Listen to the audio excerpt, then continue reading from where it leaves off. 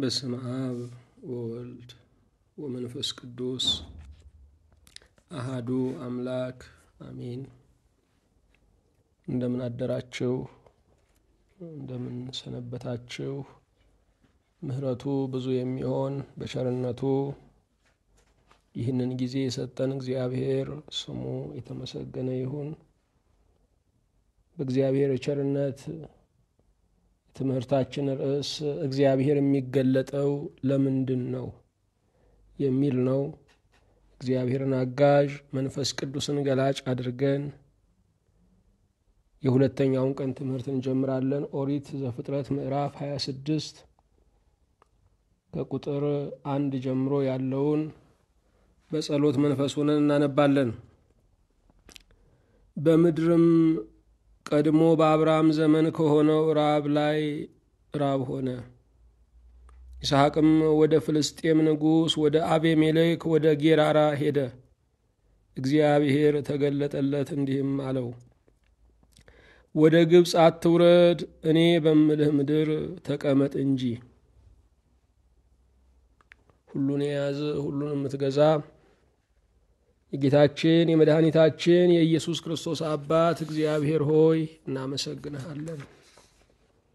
በቸርነትህ በምህረትህ በይቅርታህ ብዛት ይህንን ጊዜ የሰጠህን ክቡር ገበታን ያዘጋጀህልን ሕይወት የሚሰጠውን ቃልህን እንድንካፈል የፈቀድክልን አንተን መራብ አንተን መጠማትን ይህንን መንፈሳዊ ጤንነት ያደልከን ጌታ በሰማይና በምድር ክብር ምስጋና ላንተ ይሁን። ለልባችን የምትናገረው መንፈሳችንን የምታረካው በልባችን ጓዳ የምትላወሰው ለውስጡ ሰውነታችን ያለ ድምፅ የምትናገረው ለመንከራተት እረፍት ለጥማትም እርካታ የሆንከው የሁሉ ወዳጅ የሻህ የፈለገ ሁሉ የሚበለጽግብህ ሀብታችን እግዚአብሔር ሆይ በእውነት እናመሰግንሃለን። በመስዋዕት የምትከብር በተሰጠ ማንነት የምትከብር በቆረጠ ውሳኔ የምትከብር ሕይወታቸውን የሰጡልህ ዘመናቸውን የሰውልህ አምላካችን ሆይ አንተ ስለ ሁላችን ቤዛ ሁነሃል። ራስህን ሰጥተህን ራሳችንን እንድንሰጥህ ጠይቀህናል። ያንተ የሆነውን ለአንተ እንመልስ ዘንድ ይህን ጊዜ ስላዘጋጀህልን በሰማይና በምድር ክብር ምስጋና ለአንተ ይሁን። አምላካችን ሆይ የተበደለ ሁሉ የሚቀርብብህ እውነተኛው ዳኛ ፊታይተህ ጉቦ በልተህ ፍትህንም አታጓድል አምላክ የተጨነቀ ሁሉ የሚገሰግስብህ ሰፊ መሰማሪያ የመጽናናትን ቀን የሚያገኝብህ አምላካችን የተራበ ሁሉ የሚገሰግስብህ ህብስተ ሕይወት ጽዋ መድኃኒት የሆንከው አምላካችን በእውነት ልባዊ ምስጋና እናቀርብልሃለን። ወደ ማን ይገሰገሳል? የማን ደጅስ ይጸፋል? ማንስ ይለመናል? የሰው ልጅ ልመናን ለመስማት ደግሞም ለመስጠት ስልቹም ነው፣ አቅመ ቢስም ነው። አንተ ግን ልመናን ትወዳለህ፣ የሚለምኑህን ታከብራለህ፣ በቸርነትህም ታረሰርሳለህ። ጌታችን ሆይ መገስገሻችን አለኝ የምንል በሰማይና በምድር አንዱ በራችን አንተ ስለሆንክ እናመሰግንሃለን። ሁሉን የምትይዝ ጌታ ሆይ ስማችሁ የለም በምንባልበት ስፍራ ሁሉ እንደነግጣለን። ስማችሁ ጠፍቷል በሚባልበት ዓለም ላይ እናዝናለን፣ እንቀየማለን።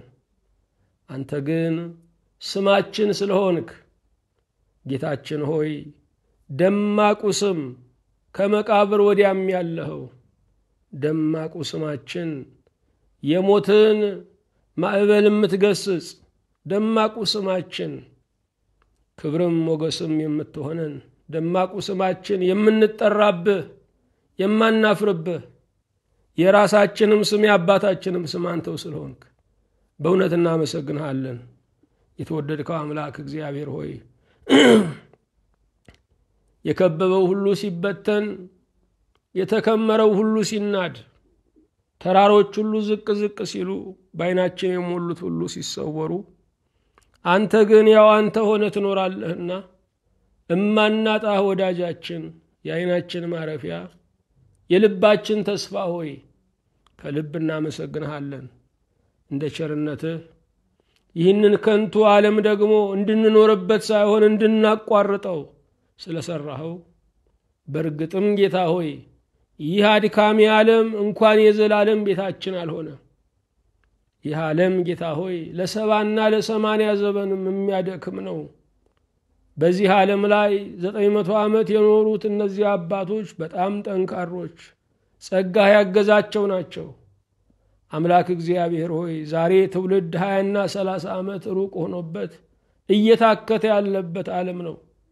ጌታ ሆይ ይህንን ዓለም ማለፊያ እንጂ መኖሪያ አላደረከውምና እናመሰግንሃለን። ከሞት ወዲያ የምናገኝህ ወዳጃችን፣ ከሞት ወዲያ የምንወርስህ ርስታችን አንተው ነህ። የደከምንለት፣ የሮጥንለት፣ የተጋደልንለት የገዛ ወንድማችንን እህታችንን ሰውተን የጨበጥነውን ሁሉ ይዘን አንሄድም።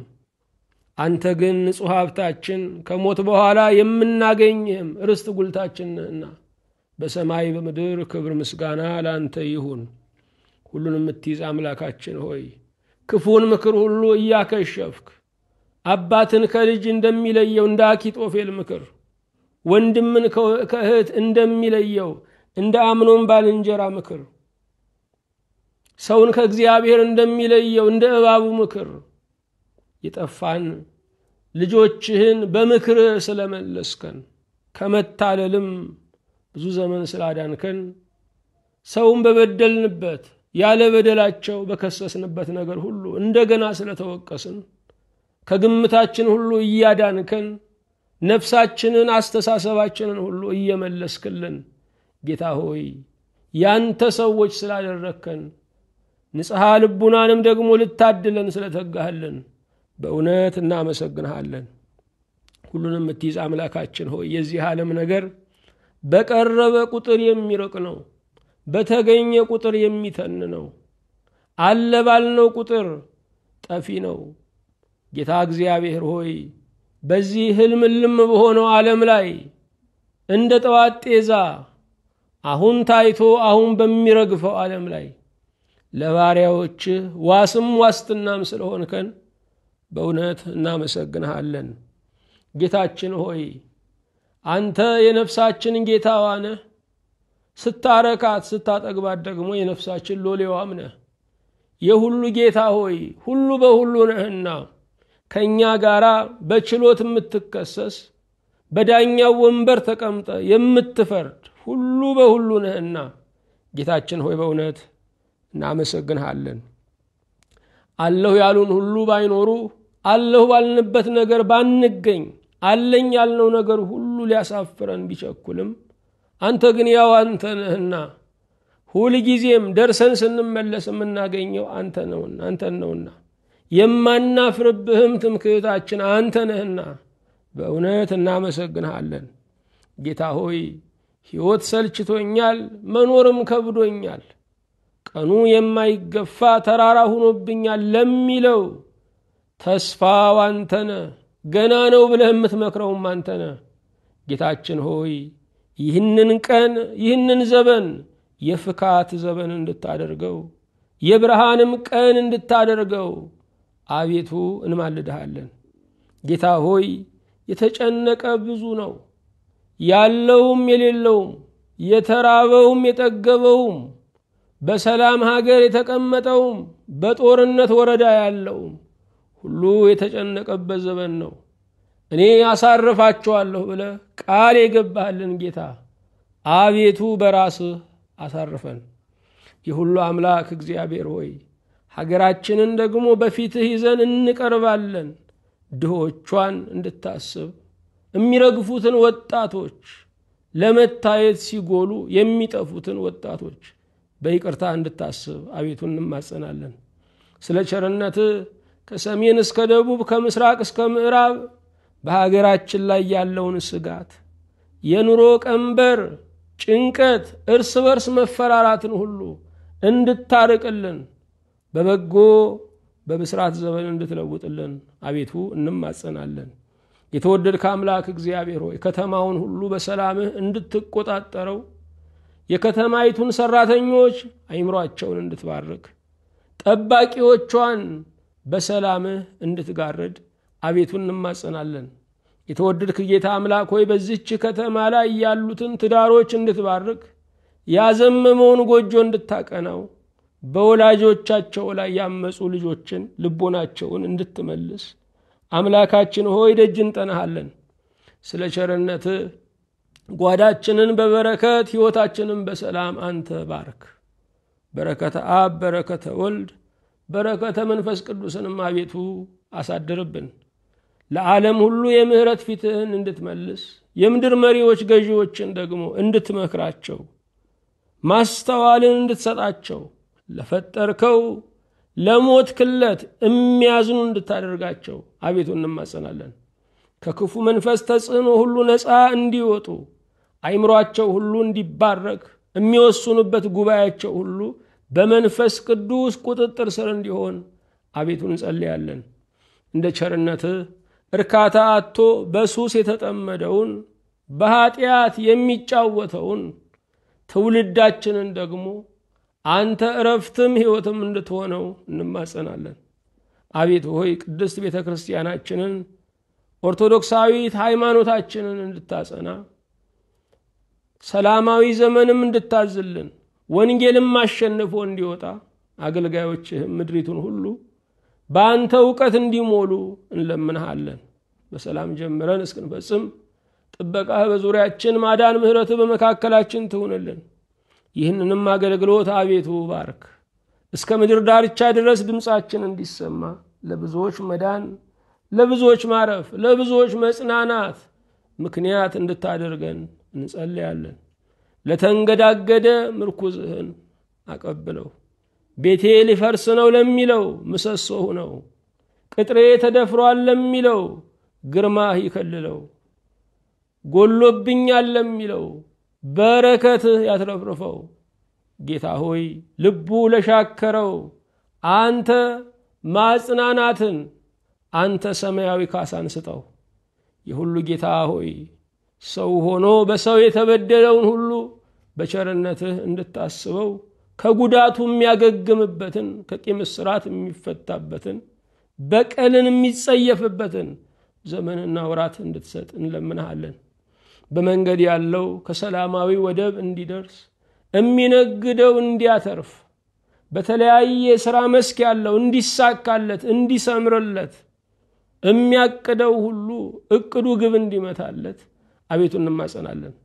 ተማሪዎችን ደግሞ በትምህርት ገበታቸው እንድትባርካቸው ትምህርታቸውን ለፈጸሙ ደግሞ እንጀራን እንድታሰፋላቸው እንጀራ የሰጣቸውን ደግሞ ቅዱስ ፍርሃትን እንድታሳድርባቸው እንለምናለን። ሕፃናቱን በጥበብ እንድታሳድግ ወጣቶቹን በመንፈሳዊ ምክር እንድታስታጥቅ ለጎልማሶቹ ራእይን እንድትሰጥ ሽማግሌዎቹን በደስታ እንድትጦርልን እንማጸናለን። በዚህች ሰዓት የታመሙትን በደዌ ዳኛ በአልጋ ቁራኛ ያሉትን ሁሉ ፍጹም ምሕረት ጽኑ እጅ ፈዋሽ ዳሳሽ ጣት እንድታገኛቸው እንለምናለን። የኤርትራን ባህር የከፈልክ አምላክ የእኛንም መከራችንን ክፈለው። አላሳልፍ ያለንን ለዘመናት ከፊታችን የተገደገደውን መከራችንን ሁሉ እልፍ አድርግልን። አልፈን ተሻግረን የምናወራ ሰዎች አድርገን። ይህ ዘመን ክፉ ነው ጌታ ሆይ፣ ረግረግ ነው፣ ወጣው ሲሉ መልሶ ይይዛል። አቤቱ አሻግረን ከክፉዎች ምክር፣ ከክፉዎች አጀንዳ፣ ከክፉዎች ወጥመድ ሁሉ ነፍሳችንን ሰውራት። ያንተ የሆነው መልካም ነገር ያገኘን። ከሀገራቸው ርቀው ያሉትን ለሚወዱት ሀገር ለሚወዱት ቤት እንድታበቃለን እንጸልያለን። በሰጠህን ዘመን ሁሉ ተቸግረን ሰው ፊት ከመቆም ተረተን ሰው እጅ ከመውደቅ አቤቱ አድነን። ስለ ቸርነት እስረኞችን በዚህ ቀን እንድታስብልን፣ ለተጨነቁ ረፍት እንድትሰጥልን፣ ልጆቿን መመገብ ያቃታትን ምስኪን እናት በረከትን እንድትሰጥልን እንማጸናለን። በጌታችን በኢየሱስ ክርስቶስ ወርሶ ያለ ክብር ጽን ላንተ ይገባሃል። ከእርሱ ጋራ ከመንፈስ ቅዱስም ጋራ ትክክልም ይሆን ዛሬም ዘወትርም ለዘላለሙ አሜን። የእግዚአብሔር የአምላካችን ስሙ የተመሰገነ ይሁን። እግዚአብሔር የሚገለጠው ለምንድን ነው? ባለፈው ሳምንት እግዚአብሔር በረከት ለመስጠት፣ ለማጽናት፣ በቤታችን ለመንገስ ይገለጣል ብለናል። እግዚአብሔር ለበረከት ይገለጣል።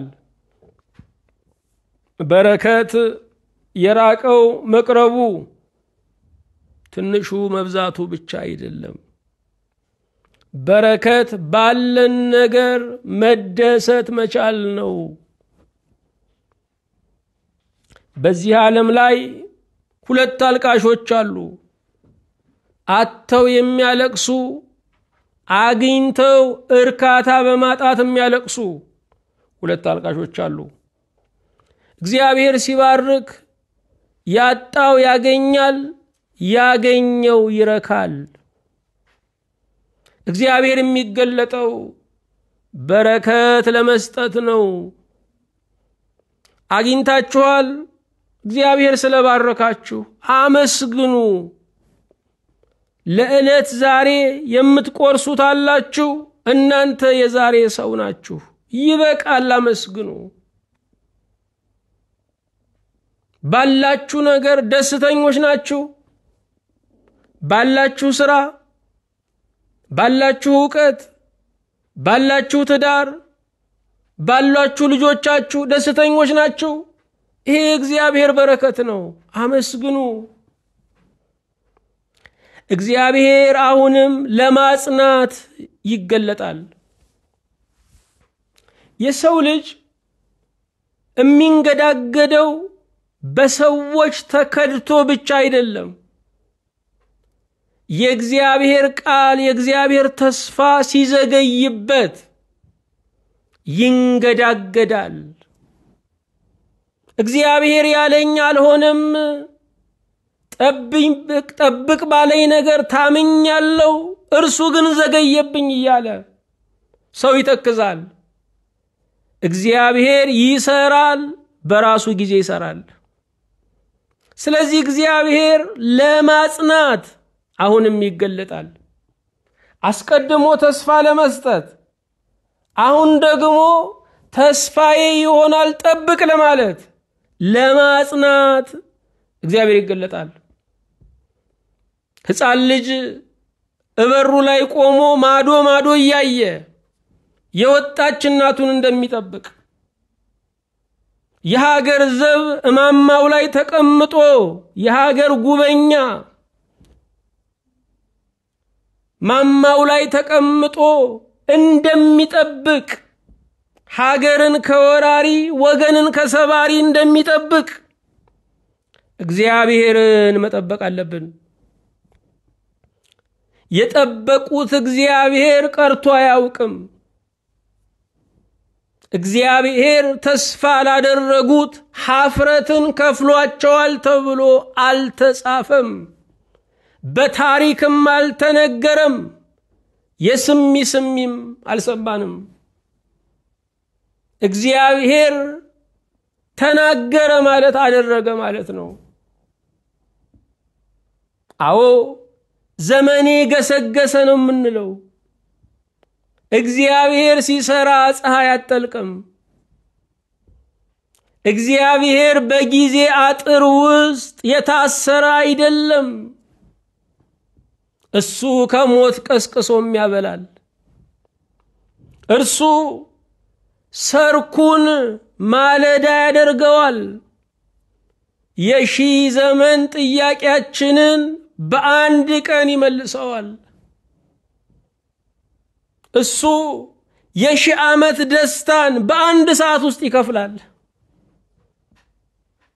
ጠላቴ ጠዋት ሙቶ እኔ ልሙት ማታ የሺህ ዓመት ያህል ነው፣ የአንድ ቀን ደስታ ይባላል። አዎ ጠላታችን ሰይጣን፣ ጠላታችን ክፉ ምኞት፣ ጠላታችን ደስታችንን የማይወድ እርሱ ጠዋት ሞቶ እኔ ማታ ልሙት ነው። እግዚአብሔር የሺህ ዓመት ደስታን በአንድ ቀን ይሰጣል። በአንድ ቀን ደስታ የሺህ ዓመት ጥያቄን ይመልሳል። እግዚአብሔር የሚገለጠው አሁንም በቤታችን ለመንገስ ነው። ሕይወታችን አንዳንድ ጊዜ እግዚአብሔር ነው፣ ቤታችን ግን የእግዚአብሔር አይደለም።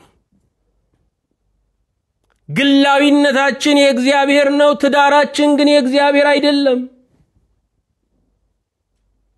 ከትምህርት ቤቱ እግዚአብሔር ሲባረር ትምህርት ቤቱ ይታወካል፣ ኢየሱስ መንደር ይሆናል። ከቤተ መንግስት እግዚአብሔር ሲባረር የሚወሰነው ሁሉ የሚዘገንን የሚያስጨንቅ ይሆናል።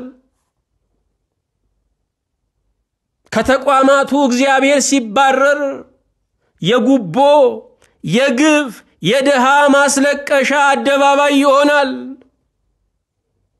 እግዚአብሔር ከትዳራችን ሲባረር ማዕበሉ ቤቱን የሚነቀንቀው ይሆናል።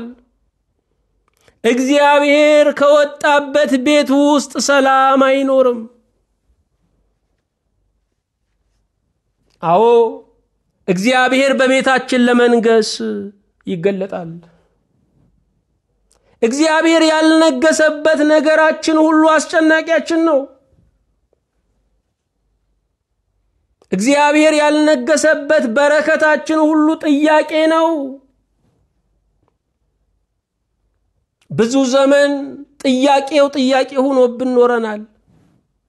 መልሱ ጥያቄ የሚሆንብን እግዚአብሔርን ካላከበርንበት ነው።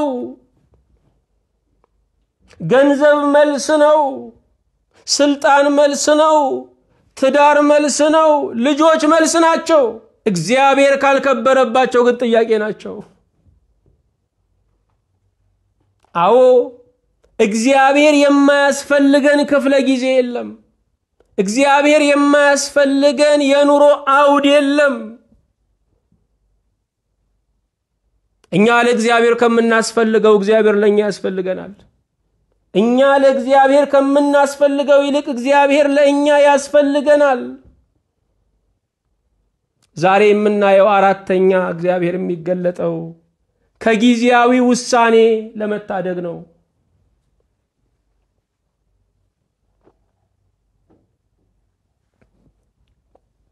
በመግቢያችን ላይ ኦሪት ዘፍጥረት ምዕራፍ 26 ቁጥር 2 ላይ እግዚአብሔር ለይስሐቅ ተገለጠለት፣ እንዲህም አለው፣ ወደ ግብፅ አትውረድ፣ እኔ በምልህ ምድር ተቀመጥ እንጂ።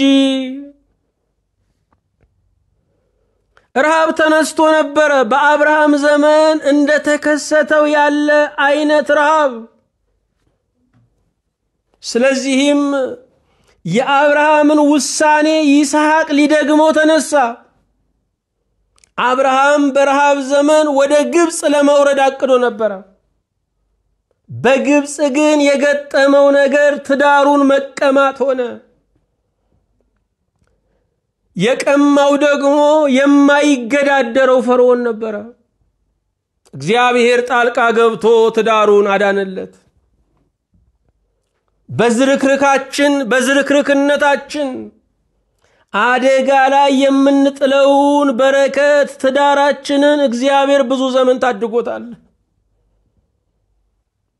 በርግጥም እግዚአብሔር የቤታችን ራስ ነው።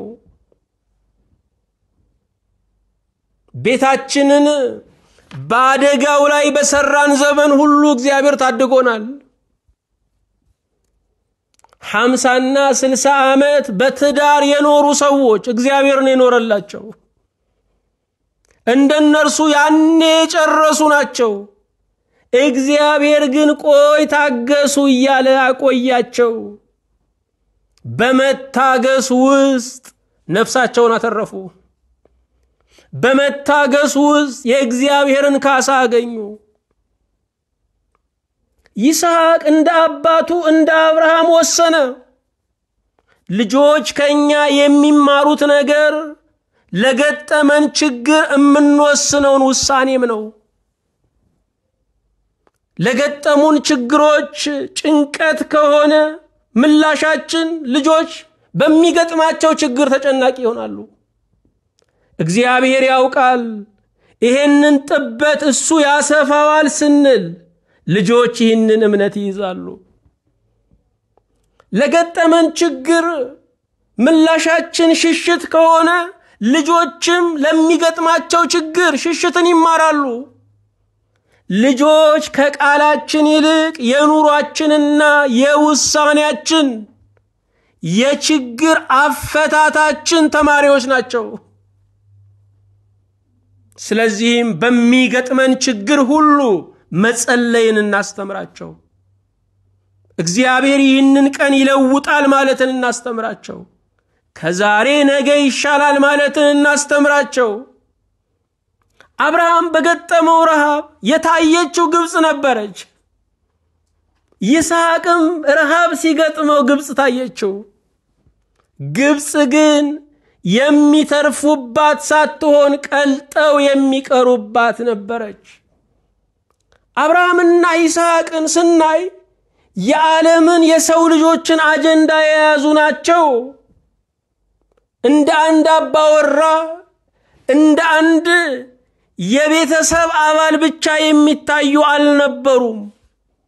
ዓለሙን የሚያድነው መሲሁ ክርስቶስ የሚወጣው ከዚህ ዘር ነው።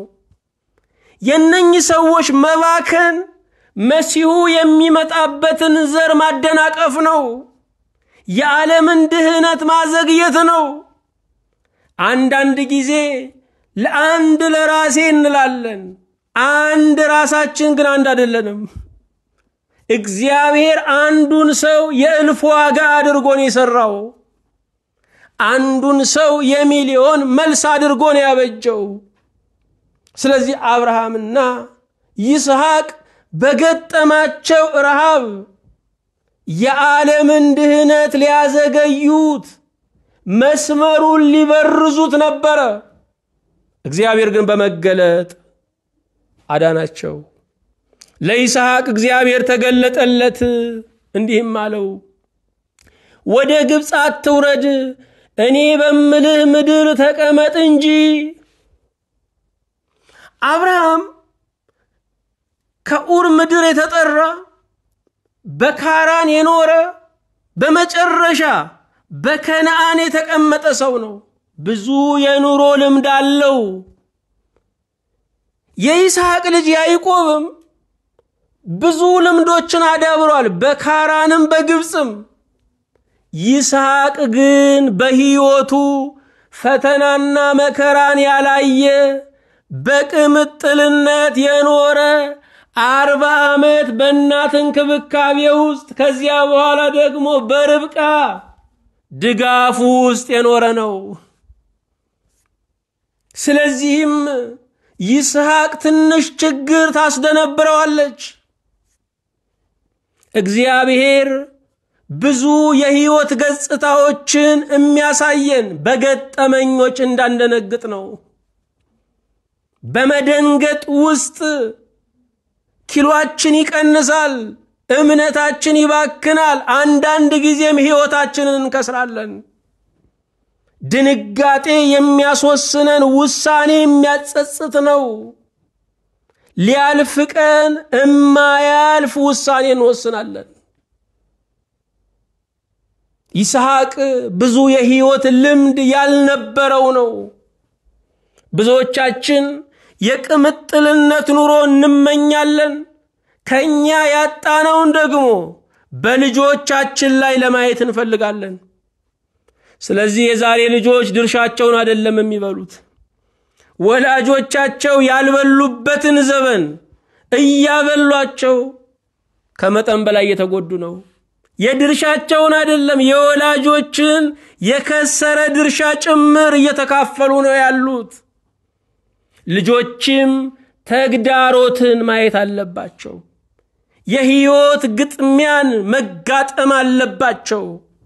ሁሉ ጊዜ በከለላ፣ ሁሉ ጊዜ በሙሽርነት፣ ሁሉ ጊዜ እኔ ያለሁልህ በማለት ልጆችን ማሳደግ ልጆችን በቁም መግደል ነው። ተንቀሳቃሽ ሬሳ ማድረግ ነው። ሌላውን የሚጠብቅ ሰው እገሌ ይስራልኝ ያድርግልኝ የሚል ሰው ተንቀሳቃሽ ሬሳ ነው። በሰውም በእግዚአብሔርም ዘንድ የተዋረደ ነው። እግዚአብሔር ለይስሐቅ ተገለጠለት። ይስሐቅ ረሃብ ገና ሊመጣ ሲል ወደ ግብጽ መሄድ አለብኝ አለ። ግብጽ የጣዖት ምድር ናት። ግብጽ የአመጽ ስፍራ ናት። ወደፊት ደግሞ የእስራኤልን ዘር ልጨርስ ብላ የተነሳች የምትነሳ ናት። ከእባብ ጉድጓድ አምልጦ ዘንዶ ጉድጓድ ይባላል። አንዳንድ ጊዜ ውሳኔዎቻችን ከትንሹ ችግር ወደ ትልቁ ችግር የሚከቱ ናቸው። በገጠሙን ችግሮቻችን ላይ እግዚአብሔር የበላይ መሆኑን እንመን። ከዚያ በኋላ እንጸልይ። ከመንፈሳውያን አባቶች ጋር እንምከር። ወንድሞችን ይሄ ችግር ገጥሞኛል በጸሎታችሁ አስቡኝ እንበል። እግዚአብሔር ለይስሐቅ ተገለጠለት። እግዚአብሔር ለይስሐቅ የተገለጠለት ለምንድን ነው? ከጊዜያዊ ውሳኔ ሊታደገው ነው። ዛሬ ብዙ ውሳኔዎችን ለመወሰን አፋፍ ላይ ነው ያለነው። ስራችንን ለመተው፣ ትምህርታችንን ለማቆም፣ ቤተሰባችንን ለመበተን፣ ትዳራችንን ለማፍረስ፣ ከወዳጆቻችን ለመለየት አፋፍ ላይ ነው ያለነው። ሰው ሁሉ እንደ ተቀባበለ መሳሪያ በቃ ተወው፣ በቃ ተይው ለማለት ዝግጅት ላይ ነው ያለው። እንደዚህ ዘመን ትዕግስት አጠር ዘመን ታይቶ አይታወቅም። የምንሰማው የምናየው ነገር አቅማችንን በላው። ስለዚህም ትዕግስት የሌለን ሰዎች ሆነናል። እግዚአብሔር የሚገለጠው ከጊዜያዊ ውሳኔ ለመታደግ ነው። አዎ በትዳር ሳለን በሚገጥሙን ችግሮች ብርሃን ሆኖ የሚታየን መለያየት ነው።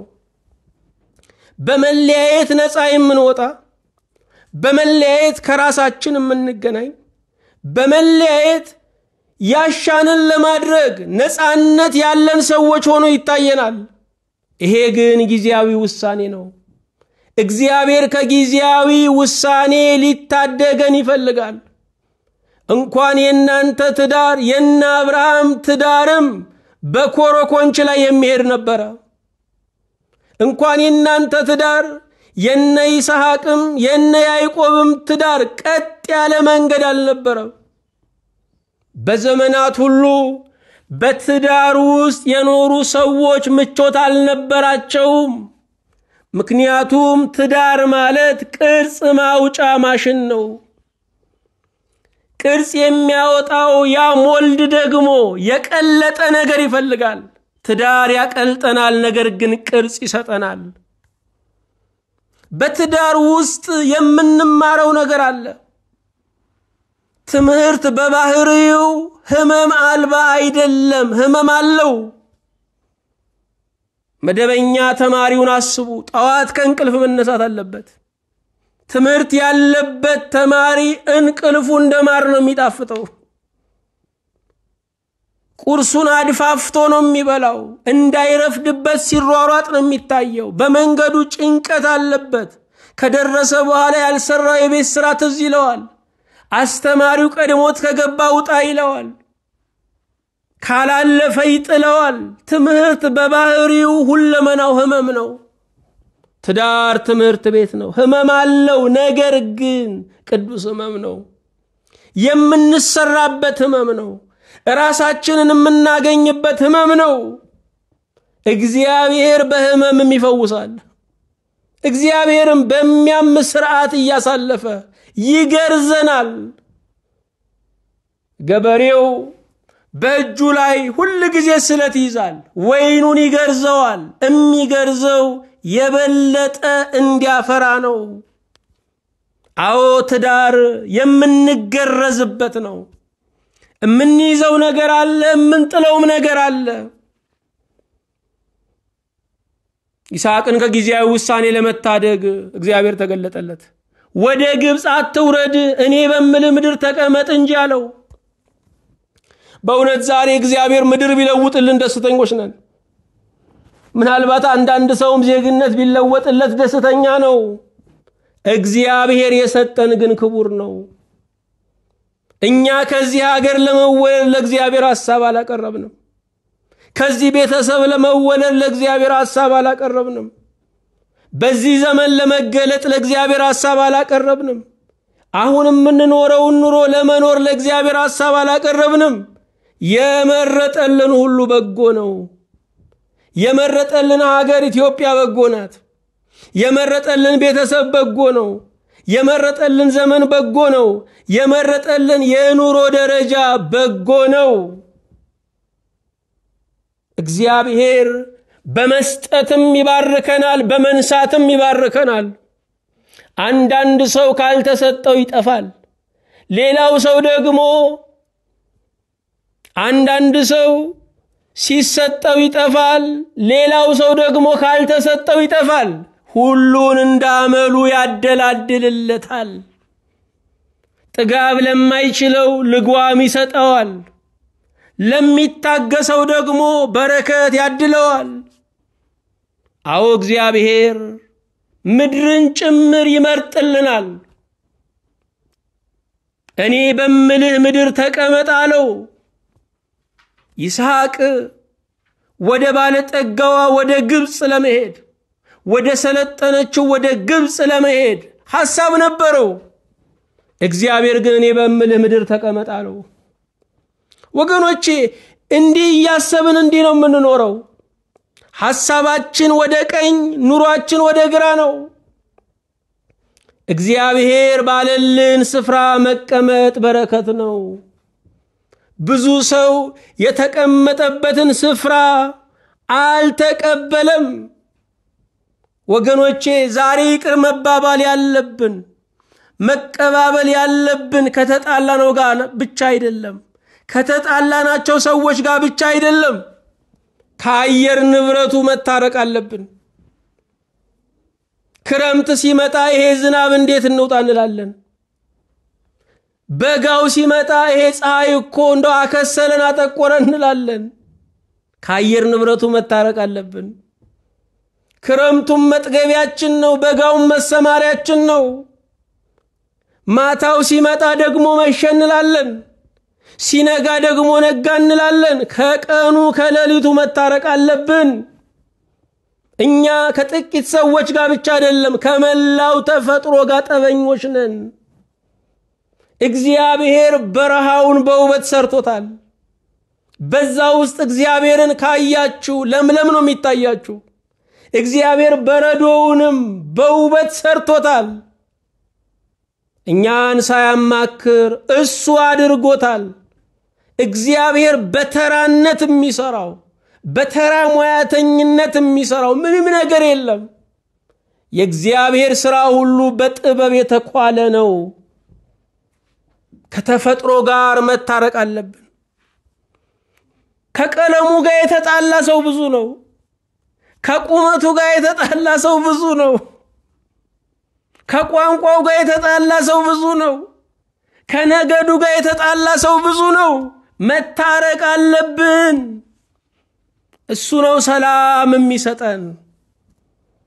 እግዚአብሔር የመረጠልን ነው። ይሄ ሁሉ የምስጋና ርዕስ እንጂ የምሬት ርዕሳችን አይደለም።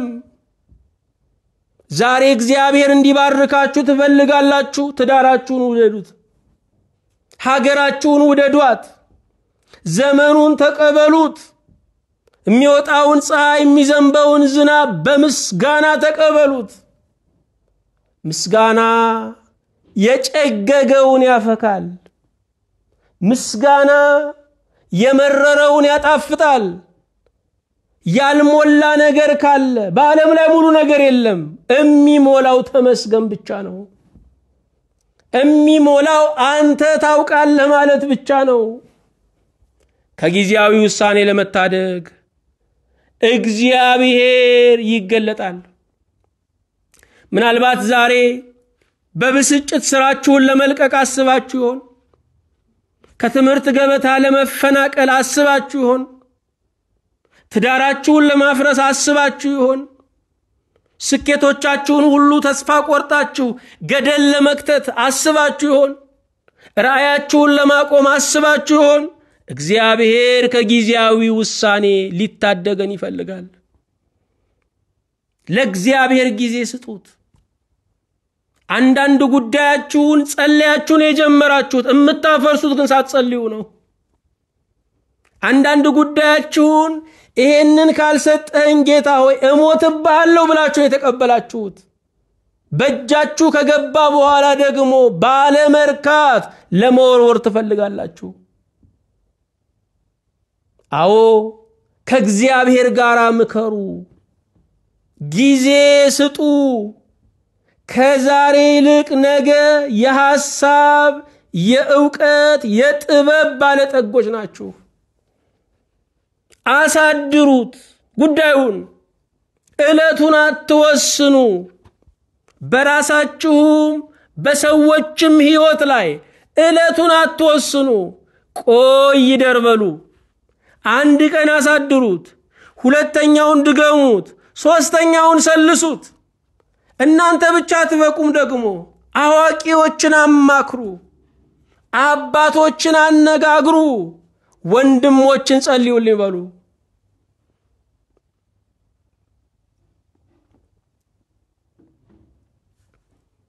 ሕይወት የምትለወጠው በውሳኔ ነው።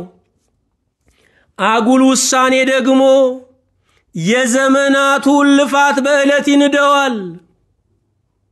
ውሳኔያችን ስሜታዊ መሆን የለበትም፣ እውነታዊ መሆን አለበት። አዎ ለመካብ ልባችን ሞቆ ለማፍረስም ልባችን ግሎ አይሆንም። ለመግባት ልባችን ግሎ ለመውጣትም ልባችን ግሎ አይሆንም። እግዚአብሔር ከጊዜያዊ ውሳኔ ለመታደግ ይገለጣል። አምስተኛ አብሮነቱን ለመግለጥ እግዚአብሔር ይገለጣል። ኦሪት ዘፍጥረት ምዕራፍ 26 ቁጥር 23 ላይ ከዚያም ወደ ቤርሳቤ ወጣ፣ በዚያችም ሌሊት እግዚአብሔር ተገለጠለት፣ እንዲህም አለው፣ እኔ አባትህ የአብርሃም አምላክ ነኝ፣ አትፍራ፣ እኔ ካንተ ጋር ነኝና እባርክሃለሁ፣ ስለ ባሪያዬ ስለ አብርሃም ዘርህን አበዛለሁ አለው። ይሄ ለይስሐቅ የተነገረ የእግዚአብሔር ተስፋ ነው። እግዚአብሔር በሌሊት ተገለጠለት። ወዳጅ ሁሉ በሚበተንበት ሌሊት፣ የሥራ ባልደረባ በማይገኝበት ሌሊት፣ ጭው ባለው ሌሊት፣ ድምፅ በማይሰማበት ሌሊት እግዚአብሔር ለይስሐቅ ተገለጠለት። በሕይወት ሌሊት ውስጥ እግዚአብሔር ይገለጣል። ቀኑን ከአእላፋት ጋር ልንውል፣ ደስታውን ከብዙዎች ጋር ልንካፈል እንችላለን። የምሽት ወዳጅ ግን እግዚአብሔር ነው። ምሽቱ ሲመጣ እንኳን የከበበን ወዳጅ የገዛ ጥላችንም ይከዳናል። ራሳችን በሚከዳን ምሽት ውስጥ የምናገኘው እግዚአብሔርን ነው። አንዳንድ ጊዜ ራሳችሁ እንደ ባዕድ ሆኖ ዳር ቆሞ ይከሳችኋል፣ ዳር ቆሞ ይታዘባችኋል። እግዚአብሔር በዛች ሌሊት ለይስሐቅ ተገለጠለት።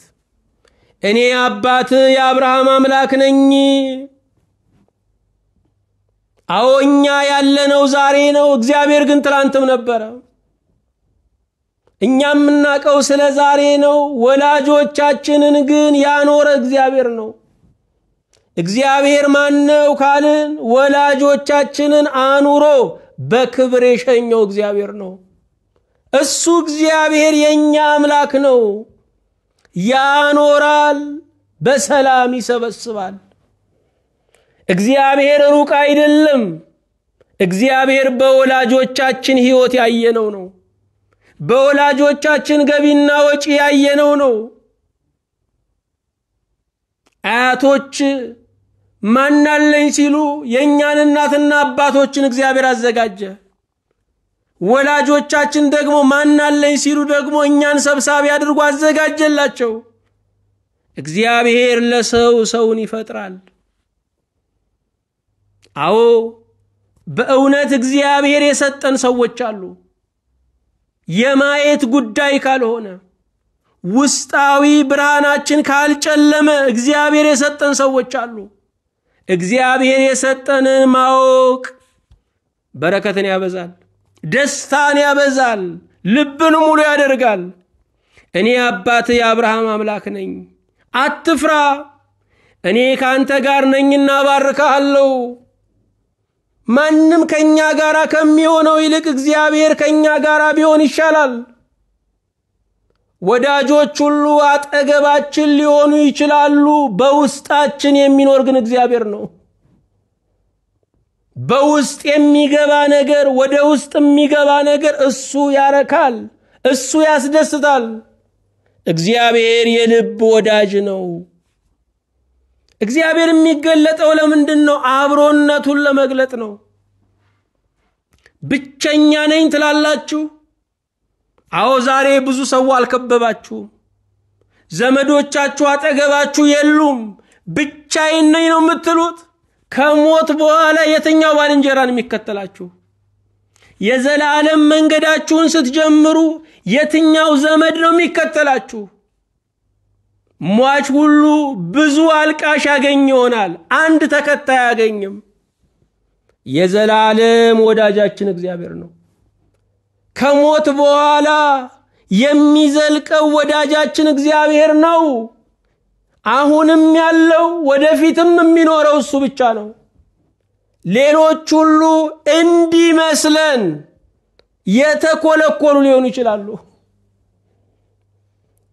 አንዳንድ ጊዜ የበሉ እንዲመስላቸው ሆዳቸው የጠገበ እንዲመስል የሚበሉት ምግብ አለ። ብዙ መመገብ የማይፈልጉ ሰዎች ያሉን እንዲመስሉ የጨበጥናቸው እንዲመስሉን የተኮለኮሉ ነገሮች እንጂ ዛሬም ያለን ነገም የሚኖረን እግዚአብሔር ነው።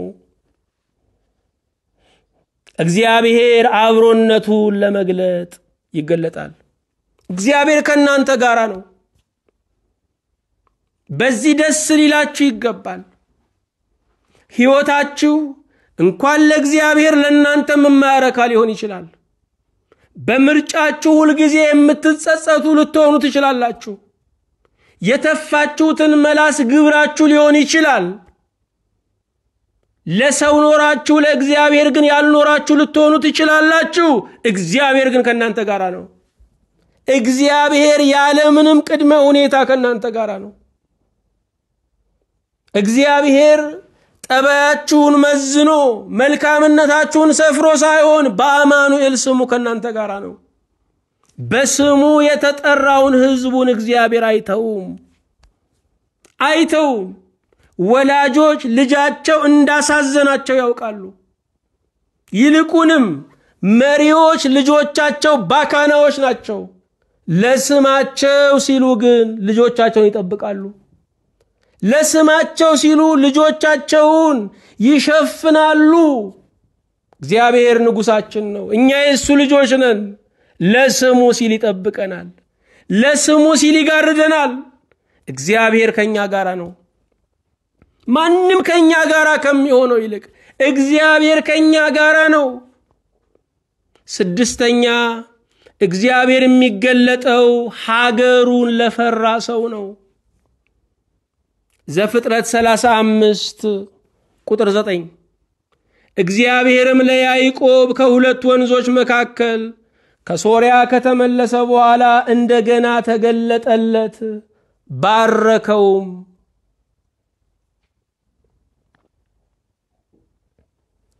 ምን አይነት በረከት ነው የባረከው? ሀገሬ የሆነችውን እሆናለሁ፣ ወደ ሀገሬ እሄዳለሁ በሚል በረከት ባረከው። በቅርብ ጊዜ አንድ ሰው ሲናገር የሰማሁትን ላውሳችሁ ልድገምላችሁ። ወደ ኢትዮጵያ ይደውላል። እናቴ መምጣት ፈልግ ነበር። በዚህ እድሜሽ ካንቺ ጋራ ማሳለፍ ፈልግ ነበር። ነገር ግን አገሩ አስተማማኝ ሆኖ አልታየኝም አላቸው። እንዴ ሀገር እናት ነች ያሉት? አዎ እናት ነች። እኔ ታመምኩ ቢባል ትቀራለህ ወይ? አረ እንደውም ፈጥኜ እመጣለሁ። ለሀገር የምታስፈልጋት አሁን ነው። ሀገር ታማለች። ሀገር ስትታመም ነው ወደ ሀገር መምጣት ያለብህ። እናቱ ታማ የሚያረፍር ልጅ አይደለም አሉት። ያ ሰው ጠቅልሎ ወደ ሀገሩ ገባ። እግዚአብሔር ሀገሩን ለፈራ ይገለጣል። ብዙ ሰው ሀገሩን ይፈልጋል፣ ሀገሩን ፈርቷል። ከወገኔ ጋራ የሚሆነውን ሆናለሁ ማለት አለበት። የምንኖረው ጥቂት ዘመን ነው። ነገሱም ጳጳሱም ዓለም ኃላፊ ነው። ለሞትም ይርቀው ግዛት ላይ ልንቀመጥ አንችልም።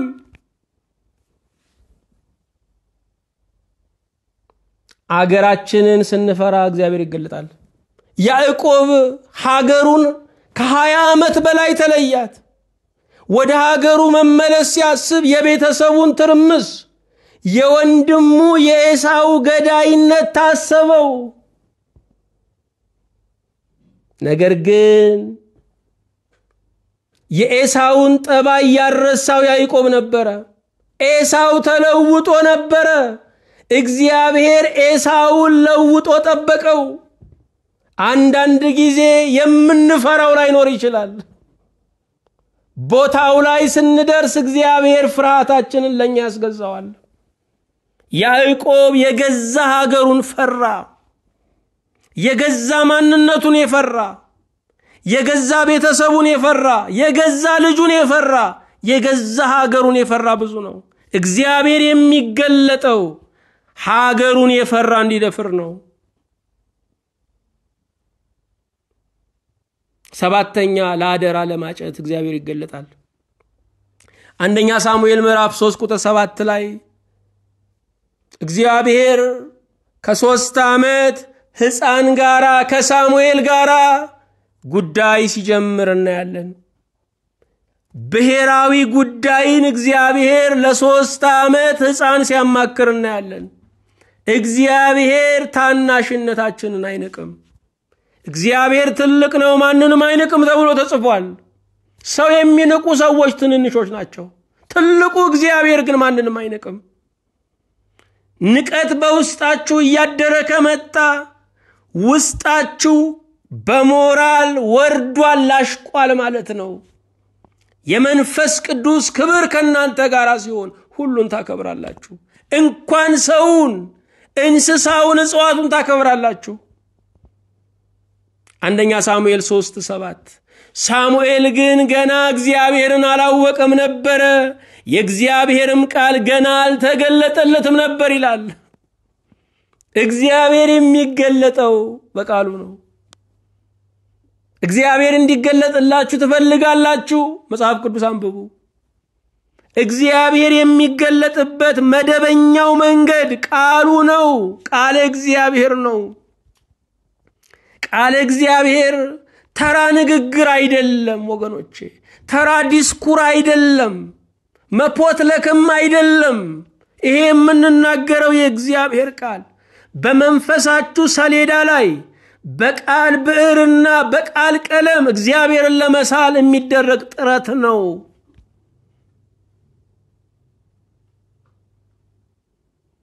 አዎ የተሳለብንን እሱን ነው የምንሆነው። እግዚአብሔር በቃሉ ሲሳልብን እሱን እንመስላለን።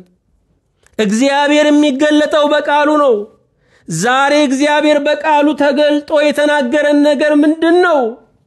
መገለጡን ስናከብር መገለጥ እየጨመረ ይመጣል። ዘመኑ ዘመነ አስተርእዮ የመገለጥ ዘመን ነው። እግዚአብሔር የሚገለጠው አንደኛ በረከት ለመስጠት፣ ሁለተኛ ለማጽናት፣ ሶስተኛ በቤታችን ለመንገስ፣ አራተኛ ከጊዜያዊ ውሳኔ ለመታደግ፣ አምስተኛ አብሮነቱን ለመግለጥ፣ ስድስተኛ ሀገሩን ለፈራ ለማደፋፈር፣ ሰባተኛ ለአደራ ለማጨት፣ ሳሙኤልን ለአደራ ለነብይነት ለመስፍንነት የመጀመሪያውን የእስራኤል ንጉስ ሁለተኛውን የእስራኤል ንጉስ ዳዊትን ለመቀባት እግዚአብሔር ለሳሙኤል ተገለጠለት። ሳሙኤልን ገና ከጠዋቱ ለራሱ አዘጋጀው። ሳሙኤል ማለት የዘገየ ጸሎት መልስ ነው። ሐና ጸሎቷ ዘገየባት። እግዚአብሔር ግን ሳሙኤልን የመሰለ የቤት ኩራት ሳይሆን የሀገር ጌጥ የሆነ ሊሰጣት። እግዚአብሔር የሚዘገየው ጸሎታችሁን ሲያስበው ነው። እግዚአብሔር የሚዘገየው የለመናችሁትን ነገር ሲያቆነጀው ነው። ጆሮን የፈጠረ እግዚአብሔር ማሰምቷችኋል። ለአምላካችን ለእግዚአብሔር ምስጋና ይሁን። ሳምንት እንቀጥላለን። በረከቱ ለኛና ለሕዝባችን፣ ክብሩ ምስጋናው ለአምላካችን ለእግዚአብሔር ይሁን። አቤቱ ጌታችን ሆይ እናመሰግንሃለን። ጥንት ሳይኖር ሁሉን ያስጀመርክ፣ ፍጻሜ ሳይኖር ለሁሉ ገደብ የሰጠህ እግዚአብሔር በሰማይና በምድር ላንተ ምስጋና ይሁንልህ። ጌታ ሆይ በዚህች ቀን በዚህችም ሰዓት ከጊዜያዊ ውሳኔ ሕዝብን እንድትታደግን ለምንሃለን። ስራቸውን ለመልቀቅ፣ በብስጭት ቤታቸውን ለማፍረስ፣ ወዳጅነታቸው ላይ ውሃ ለመሙላት የተዘጋጁ ቢኖሩ ጌታ ሆይ እንደገና የጠራ ውሳኔ እንዲወስኑ መንፈስህ ከነሱ ጋር እንዲሆን ለምንሃለን። የተወደድከ ጌታ እግዚአብሔር ሆይ ብቸኝነት የሚያጠቃቸው ማንም የለኝም እግዚአብሔርም ትቶኛል የሚሉ ብዙዎች ናቸው። ለምን ያሙሃል? ጌታ ሆይ አለሁ በላቸው። የሚያረጋጋ መንፈስን ላክላቸው። አሾክሿኪውን ሁሉ በልባቸው በጆሮአቸው እየተጠጋ ባዶነትን የሚዘራባቸውን ሁሉ ገስጽላቸው። ቅዱስ ጌታችን ሆይ ሀገሩን የፈራ ብዙ ነው፣ ወጥቶ ያልተመለሰ። ጌታ ሆይ ወጣትነቱ ወደ ጉልምስና ተለወጠ። አንዳንዱም ጎልማሳነቱ ወደ ሽምግልና ተለወጠ። አንዳንዱም ጌታ ሆይ በሕይወት ሳይመጣ ሬሳው ወደ ሀገር ተመለሰ። የዘመናት ቅዱስ እግዚአብሔር ሆይ ከሀገራቸው ለወጡ ለኢትዮጵያውያን ሁሉ ወደ ሀገር የሚመለሱበትን የኢትዮጵያን ትንሣኤ የኢትዮጵያን መዳን እንድታቀርብ እንጸልያለን። የተወደድከ አምላክ እግዚአብሔር ሆይ ደግሞም ጉልበታቸውን አባክነው ለገሰጹት ረሃብ ለረዱት ቤተሰባቸው ሁሉ በእውነት እናመሰግንሃለን። አምላክ እግዚአብሔር ሆይ አሁንም ጉልበታቸውን፣ ጤንነታቸውን፣ ሰላማቸውን እንድትባርክ ከሁሉ በላይ ለሀገራቸው እንድታበቃቸው እንጸልያለን። ሁሉን የምትይዝ አምላካችን እግዚአብሔር ሆይ ሀገራችን ኢትዮጵያን የምንመጣባት እንጂ የምንሸሻት እንዳትሆን እንደገና እንድትሰራት እንማጸናለን። ሕፃናቱን ለአደራ እንድታጨልን፣ ነገ ቤተ ክርስቲያንን ሀገርን የሚረከቡ አድርገህ ደግሞ በመንፈስ እንድትቀርጽልን እንድትተክልልን እንጸልያለን። ስለ ሁሉም ተመስገን። ይህን አገልግሎታችንን በብሩህ ገጽ አቤቱ ተቀበለው። በስምህ አብዛን፣ በስምህ ፈውሰን። በጌታችን በኢየሱስ ክርስቶስ በእርሱ ያለ ክብር ጽን ላንተ ይገባሃል።